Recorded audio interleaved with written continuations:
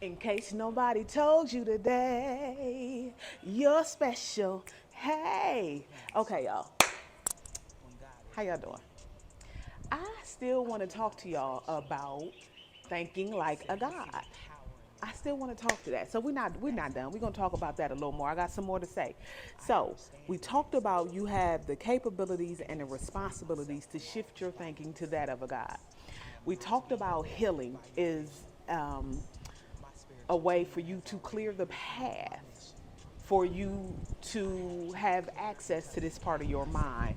We also talked about you coming into agreement with the God mind that is inside of you. For how can two walk together unless they agree? So today I want to talk about the mental gifts God has given us access to. So first and foremost, I think we have to talk about the paradigm shift that happens. Your consciousness is expanding when you come over here, okay? Your consciousness is going to expand.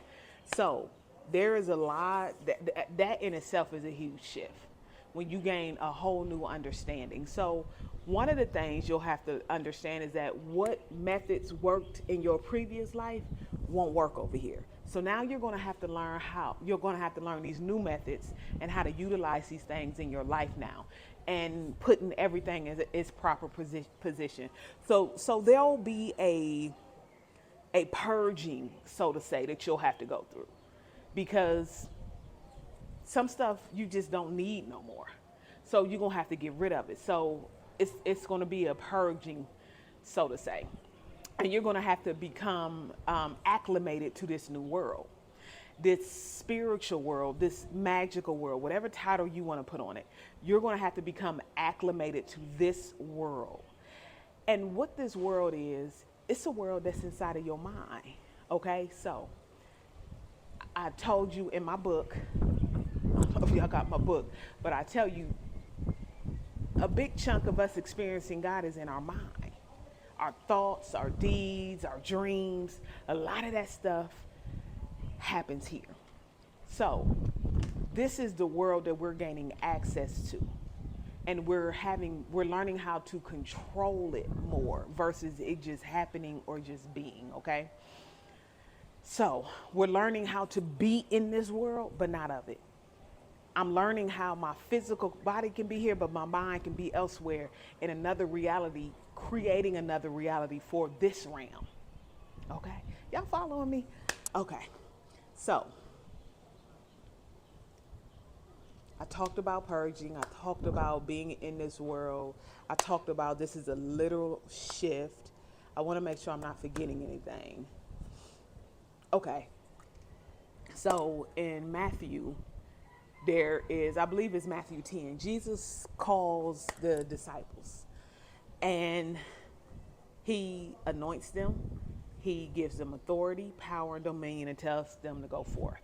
But I want you to look at this story a little different. I want you to look at this story as your story. You're Jesus, right? And you are calling these powers to come and serve you and help you move your life forward.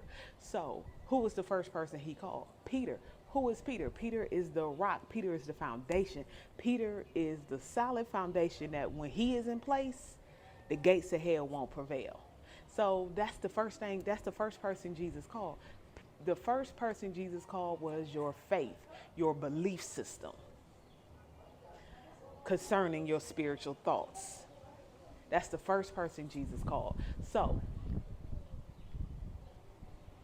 how many times have we read where Jesus said, be it unto you because of your faith, be it unto you because of what you believe? So, once we can get that under control, once I believe that it's possible, that anything is possible, that's the foundation. That's the foundation. Then I can tap into my willpower.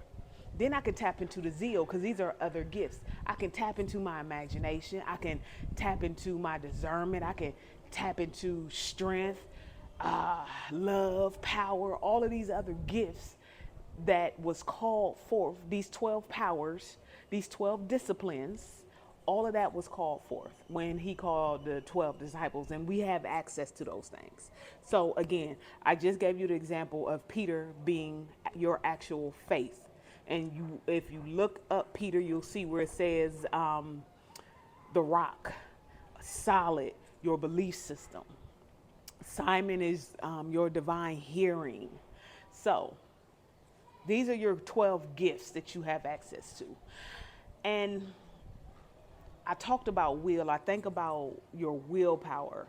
Once you believe it's possible, once you get that faith built up in yourself, you believe it's possible. I remember watching an interview, a couple interviews. One was with Kirk Franklin, and Kirk Franklin shared the story how he was before he became famous, he was at an event, and it had quite a few music executives there. And he said he saw one, he was already prepared. One went into the bathroom. He said he followed him into the bathroom, locked the door, and played his tape. His will said, no, you're going to hear me today. Because what I have, I need to share it with the world. And you're going to hear me. So there's an opportunity. I'm going for it. I think about an interview I watched with Takara and Eva Marcel, the two black girls from America's Next Top Model, how they used their will. They didn't go through the typical protocol that America's Next Top Model had. They found a way in and they ran with it. I think one said it was like the third interview, she got wind and she showed up like somebody called her. And they like, we didn't call you. But that's how she got on. Her will to get in there and make it happen. So these are part of our gifts that we have access to. These are part of our gifts. So listen, the sooner you learn what's in you, the sooner you learn how to develop these gifts, the sooner you learn how to nurture them and build them up to create the life of your dreams, the better your life is going to be. I'm telling you.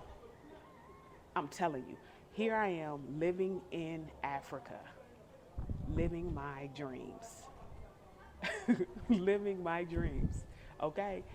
Doing my thing because I tapped into what's inside of me. I tapped into these gifts, these abilities that are inside of me, and you can too.